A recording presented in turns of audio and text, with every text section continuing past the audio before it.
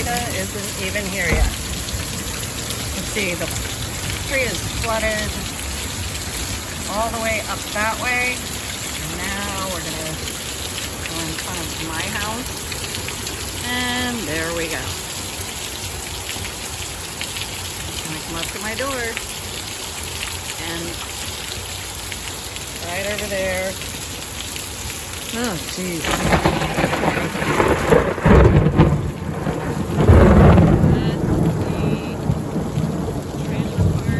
They have blocked off the street so that the water can't flow to Lake Seminole, which is beyond that white fence you see there. They have blocked the road. They've graded backwards so that I flood. And this is not Hurricane Eta. This is Monday. Yeah, gotta do something about this. I have a lot of these videos. This is ridiculous. Time to sue.